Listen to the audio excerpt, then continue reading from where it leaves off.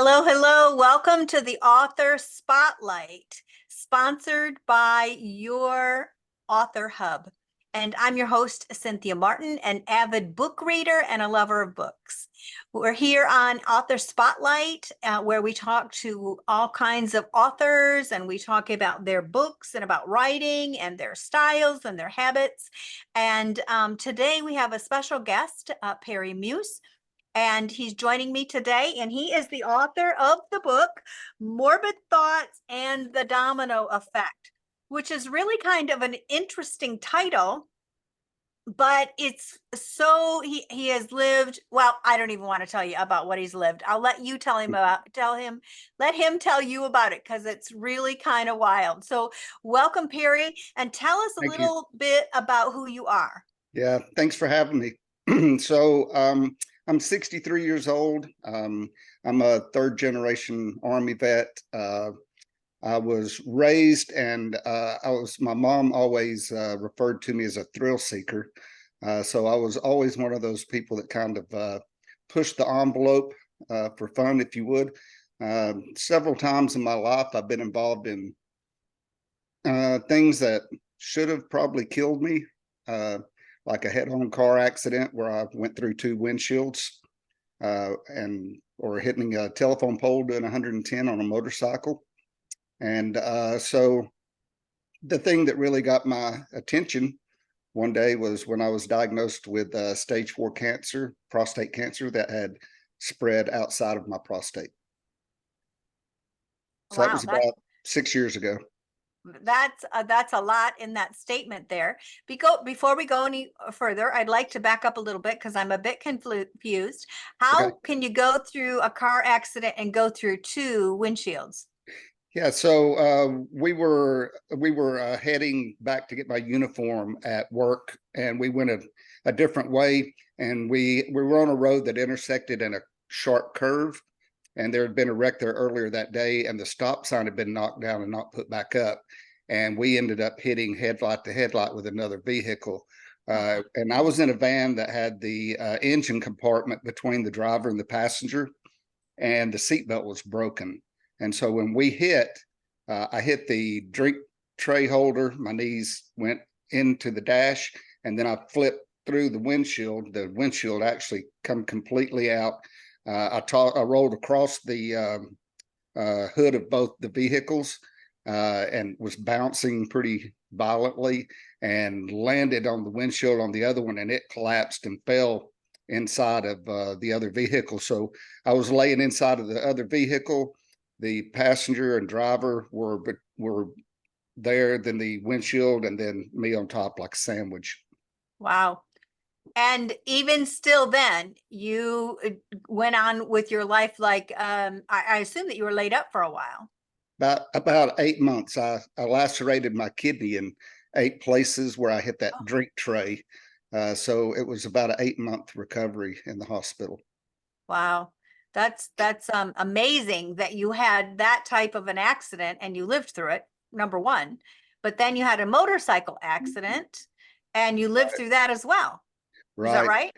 That's Wow. correct. Yeah. My wife was following me to my best friends. He lived on a dead end, and there was a couple of places where there were some sharp curves in the straightaway. And in my crazy brain, I was going to go through the curves really quick because I was on a racing bike, and then hit the straightaway. And my idea was that by the time my wife made it through the curves and come out on the straightaway, I would already be gone. She wouldn't see me. But instead, when she came out, I had already run. I was driving in the mirror, and I looked up, and a dog was standing in the road. Oh, And so I went off the road, and trying to get back onto the road, I clipped the telephone pole. The last thing I saw was 110 miles an hour. I dove off the bike, and then 192 feet flip flopping down the road. So that's actually what she saw when she came around the last curve, is me flip flopping down the road. wow. And this was either before or after this car accident? After that was actually in 2009. The car Wow. accident was around 1979, 1980. Wow. And so how long were you laid up with this accident? Uh, I went I went home the same night. I went to the hospital They pulled my wrist apart where my bones were like this, pulled it apart, put a plate, 10 screws, which was incredibly painful. And about 3 in the morning, I went home, and the next morning I went to my chiropractor. Wow, and that's all? Well, there was a lot of bruises and things like that, but Wow. I didn't feel like there was anything more they could do for me at the hospital. So I'd rather Wow. be home. Yeah. Yeah, well, I was expecting you to say, and I was laid up for 10 months this time. So all these two stories and a few more are in your book. Is that right? Yeah, that's right. So it's not all about cancer. It tells a lot of stories about some funny, some kind of I should have probably died in, Right. and it kind of molds me and my character, so that you know what kind of person I am by the time the stage 4 cancer battle starts. And so you mentioned that the book was not all about cancer, but Right. it does have some cancer in it. Is that right? Yeah, it kind of goes from present time back in time to when I was a kid to present to back in time, back and forth throughout the book. So everything is written around a 3 to 4 year period of me battling cancer. But there's a evolution of faith through the story, through the book, and Hmm. there's also quietly a love story about my wife of 32 years that's Wow. also in the book. Well, that's exciting. And might I add, for me, it's very intriguing that you have this thrill-seeking, adventure type spirit, and then you encountered cancer, and you have these, the signs or the accidents, and then you encounter um, uh, cancer, and then you have your long-term marriage, and they're all interwoven together. And that's really what life is, right? It's a That's series right. of lots of different experiences, but we don't see that always in a book, all of those put together, which to me makes it a book with a lot of depth.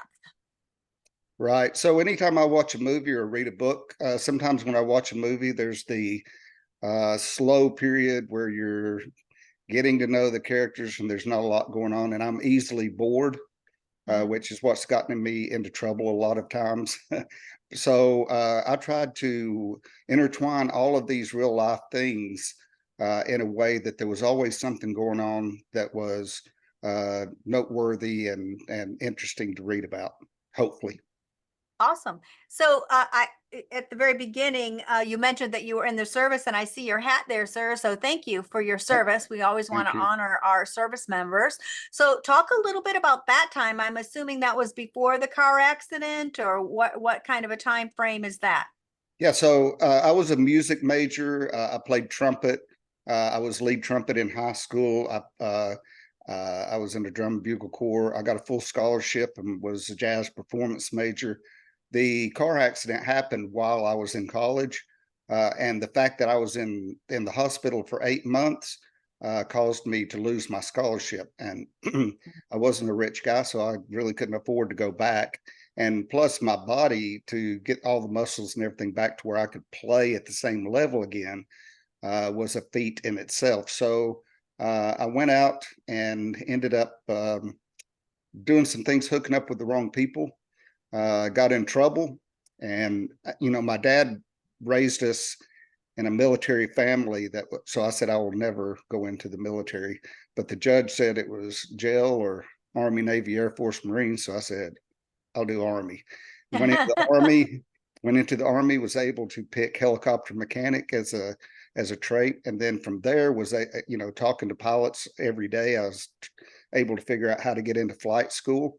And so I went to flight school and become a helicopter pilot. And I always remember the first time I was sitting on the pad in the helicopter by myself, and I thought, only Uncle Sam would let somebody like me fly something like this.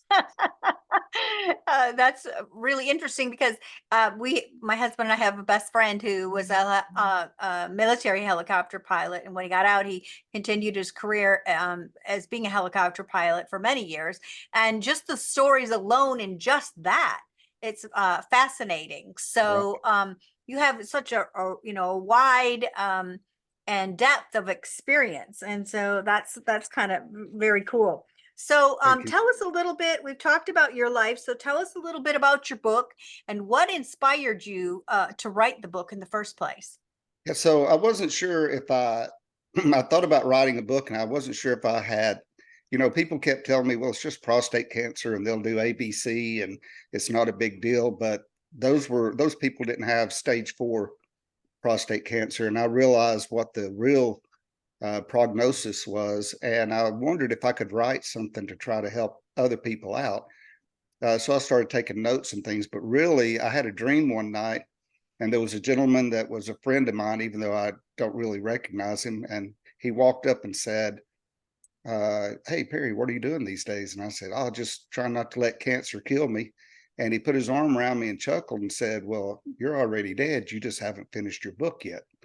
And I woke up. And so within the book, by the way, there's a lot of nightmares that I had because I've always had night terrors. I get treated for it actually. And so I woke up and that stuck with me. And I thought, maybe I should look at this more seriously. And Right. that's where it really all started.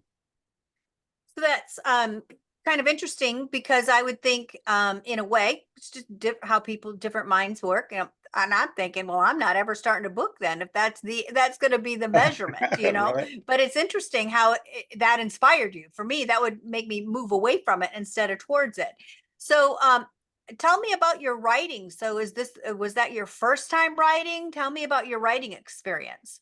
Yeah, so I've never done anything officially writing, but my wife of 32 years, she's got a book collection where I've written short stories. So you might call them love letters, but they were more like short stories because they were several pages long. And it was just stories that once you read it, she would realize, oh, this is about us, by the time she got to the end. So I've always loved to write. I've just never felt like I had anything to write about that people would be interested in reading.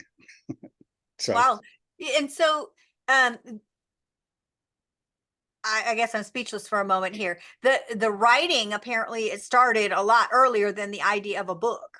correct. So when did you find out that you had a gift to write, or did you even recognize that it was a gift to write?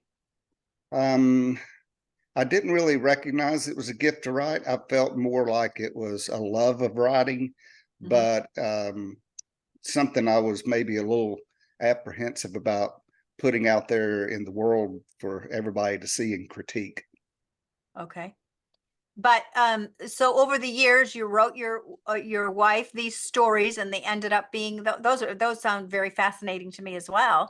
And so she has those, and so you had some talent, whether you Right, recognized it or not.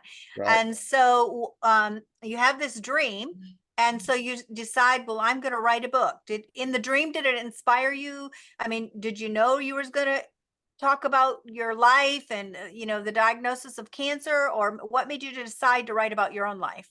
Well, I just thought I would write about the cancer at first, and then I thought, okay, I've closed off a huge part of the world that would want to read the book. So if you're a 21-year-old guy, why do you want to read a book about an old guy that has cancer, right? so Good question. Yeah, so exactly. once I started thinking about it, I remember my wife saying to me, I got up from watching television. She said, "Where are you going?" And I said, "I'm going to work on my book." And she said, "Well, you're not really writing a book, right?" And so she come in there to look, and when she looked at it, what I had, she was right. I had all these folders and notes and pictures and stuff. But what I did is started thinking back, and I started thinking of stories that were pretty out of the ordinary, uh, more eventful maybe than a lot of people.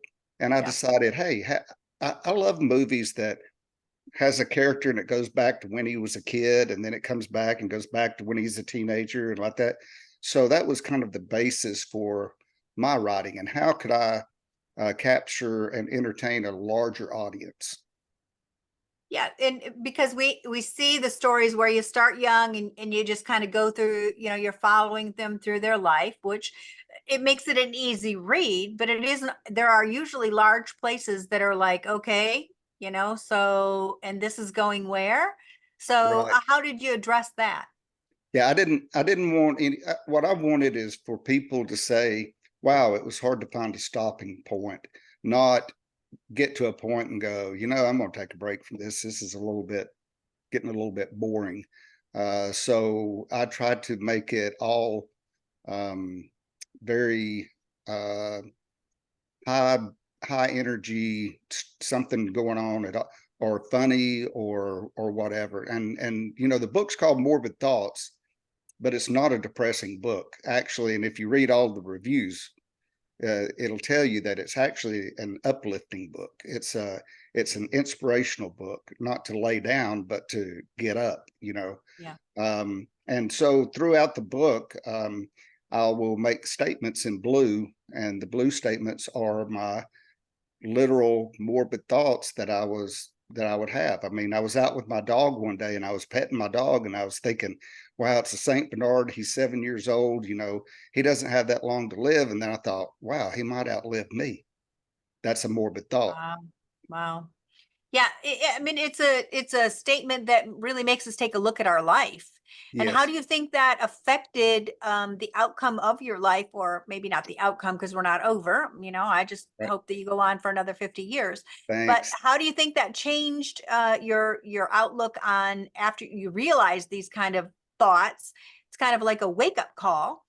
How has that affected maybe or changed your life in what way? Yeah, so I've realigned a lot of priorities. I've also I grew up with, I had a lot of women in my life who really influenced me. My grandmother, my mother, my sister, who is 7 years older than me. They were Christians, and they raised me in that way. And I've got a whole chapter dedicated to their influence on my life. Um, and so it made me kind of realign my priorities and things. But also in my faith, I started where, this whole thing started because I went 7 years and didn't have time to go get a blood test done. So I said, okay, I've got my priorities all wrong. And Yeah. so I decided that, the day that I stand in judgment, I take everything I've done in my life and it's piled at my feet and they set it on fire. That I want there to be a lot of the right things left. Mhm. And so that's what I wanted to. That's part of my faith evolution that I wanted to be sure and incorporate into the book as well. So Wow. So, talk a little bit about your mom and your sister. I think you've mentioned yeah, about, you said, they had a big influence. So talk a little bit about that. yeah. So Excuse me. my grandmother was my first one, and she was phenomenal. It was the only grandparent I knew that was alive when I was alive. And I'll tell you, I never heard her raise her voice. I never heard her yell. I never seen her get bent out of shape. And I was the opposite. I was a little high strung and the opposite. And sometimes, I was an avid chess player, and I would get off the bus and go home and play her. She'd have the checkerboard set up, and she would always beat me. I never once in her life beat her in checkers, and I Wow. would get all tore up about it, and she would laugh, and I would say, it's not funny. Why are you laughing? It's not funny." She goes, "Well, I'm not laughing because I beat you." She said, I'm laughing at your funny behavior."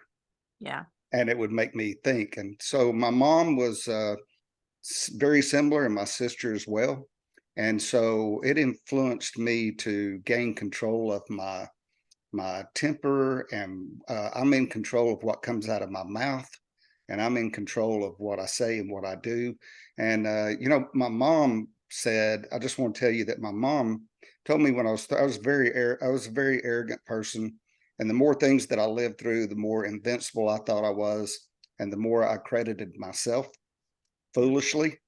But my mom told me when I was 13, she said, Perry, I had a vision that you're on a stage and you're standing in front of this huge group of people and you're preaching and teaching and talking, and you've got the whole crowd captivated. And I was so proud. And my arrogant response was, Mom, I'm not going to become a preacher. You can forget about that.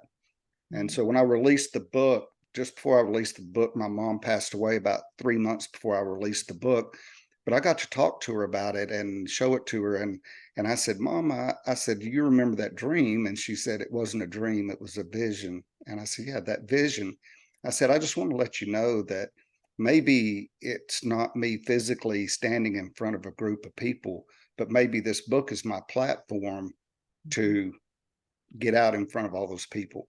Sorry, my voice almost cracks a little bit when I No, talk. no, that's okay. You know, the tribute to your mom, but I agree with you that a book can be a huge platform to spread a message, share insight, education, entertain, inspire. And it sounds like there's a lot of those inside of your book, which is, you Yes, know, an author will usually go for one of those. And it sounds like you have several of those in your yes. book. So what would you say to new authors, because you know our program is about books and authors and writing, and that's who we have, you know, tune in as people that are interested in books, like myself. And so what would you say to someone who was thinking about writing? What kind of advice would you give to them? Yeah. So first off, my one of the first things that worried me about writing is I'm not sure where to put the commas and the apostrophes. And so you don't have to worry about that. There's people that will check that for you. If you think that you couldn't write a book, I would say if you're a person at a get together that can sit around and tell a story and get people's attention and get a laugh or whatever it is, then you have the ability to tell the story. You just have to write it down. And I would Mhm. encourage you to find a mentor, whether it's another author or an author's group or whatever, and find a mentor. My mentor was an English teacher. She had written a book 20 years ago and was an English teacher. And I originally brought her on to help me with grammar. And she went far beyond that and helped me with context and structure and things like that. So that's what I would encourage. Uh, I agree. I think that's a fabulous idea. I'm an author myself, and my first book, I got so tired of writing that I just finished it and said that's done, and I sent it off. And I've never been pleased with it because I mean, I got tired of rewriting it. I got tired of re-editing it. I got tired of rereading it. I got tired after someone else edited it, trying to decide if I liked it or not. And that last time I just said it's going. And yeah, I've just never ever uh, promoted the book because I've never been happy with it. And so, had I known what I know now, I would have gotten myself a mentor or got into a book club, exactly the things that you said, or gotten into with a group of other writers, so that I could get feedback, and you know, and I'm sure they would have encouraged me to wait until I was completely happy with it. right. And you know, I'm not happy with the cover of my book. Mm. And talk about how, you know, your cover and how you decided about your title and that type of information. Yeah. So the title just come to me. Just literally, well, the domino effect is things that's happened. I've had 18 surgeries, not all of them cancer related, but some of them are. And so, for example, when I had my prostate surgery, it they botched it a little bit, clipped my phrenic nerve, paralyzed my diaphragm. So I had to have another surgery to sew my diaphragm down and re-expand my lungs. That's a domino effect. So if it hadn't been for the cancer surgery, that would have never happened. The morbid thoughts I've already explained. So I wanted a title that was catchy, but also a picture. And on my cover, it's got a guy that's running on top of dominoes. And you know, when dominoes fall, they Mhm. fall until the last one falls, right? Right. And so he's running across the top of the dominoes, and there's a storm behind him. So to me, that was realistically what I was going through. But you need a catchy title and cover because I believe people will pick up the book because the title or the cover catches their attention. They'll flip it around. They'll maybe read on the back, and by that time, you hope that you have them uh, Captured. captured enough that they'll open the book or Mhm. want to take it further. I agree. I buy books by their cover, and I do check out the back cover. I'll sometimes run through the index, sometimes flip through to see whether they're heavy writing or what they are, bigger, you know, text. I like a little bigger text. Hmm. I also have read a whole book, but I'm avid book reader. And I was so irritated because I continued to read the book and I didn't like the book. And I just continued to read it. I read the whole book and I got one sentence out of it that I thought was valuable. Wow. So I can't tell you that there's a lot of people out there like me. Excuse me. Yeah, I think that it's Sorry about that. interesting. I think it's important to try to make your book unique. There's 1,000 books a day out there, and you need to try to stand out. So in my book, for example, I've got 250 colored pictures and drawings in the book, illustrations. Each chapter starts with something about a Sagittarius that's absolutely true about me. Like one is that if one person from each zodiac sign stood at the edge of a cliff, the Sagittarius would be the first to jump. So that's at the beginning of every chapter. The end of every chapter is a poem or a song that inspired me or touched me at a certain point in time in my life in that book. Wow. So those things are all, to me, were all a little bit unique versus just page after page of words. Yeah. Yeah, that would take a lot of work to go through, and and song is such a great medium, and poems and all that, and quotes. I'm a avid quote. I love Me quotes, and too. so I Me love too. those one-liners. Yep. So, if you was to do something different, would you do anything different, or would you would you leave it the way it is? With the current book, With yes.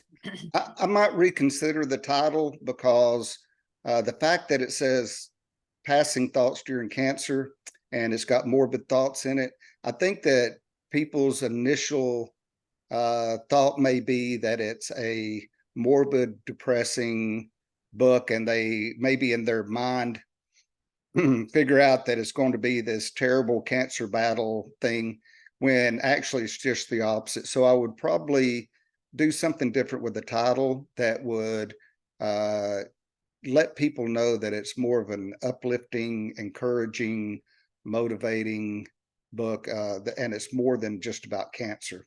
Yeah, I can see that. Um, so you mentioned about this book. Do you have another book in the works? I do. It's actually a sequel. It's a little bit more lighthearted. It's not centered around cancer, Mhm. but there's a lot of stories that are pretty incredible stories that never made the first book Mhm. because the first book was big enough as it is. Yeah. So each chapter is its own crazy story. But so it's sort of like a book of short stories. So I'm about halfway through it, and it's called What Doesn't Kill You, in search of God's purpose for me. Oh wow, So that sounds interesting. yeah, thank you. Yeah, yeah. So tell me, have you ever considered publishing the love stories that you wrote to your wife? Wow. Um, Not really. I've actually written two children's book and illustrated them. I'm an artist by hobby, and Oh, I've had those for like 12 years, and I have never done anything with them. I've turned them into a book for me personally, but mhm. I would probably be more prone to put that out there first. But perhaps, perhaps. Never say never, right? Oh, exactly. Because you never know. Exactly, exactly. So, Perry, what else can you tell me about your book and what you're doing, and maybe where you can find your books and that sort of thing, as we're getting ready to close down in the next 3 to 5 minutes? Okay, so I'll tell you, by the way, there's a lot when you get blood work done, anyone, or tests done, and you go to look at your results, you look at it, and if you're like most people, you don't even understand half of what you see. So I have a glossary.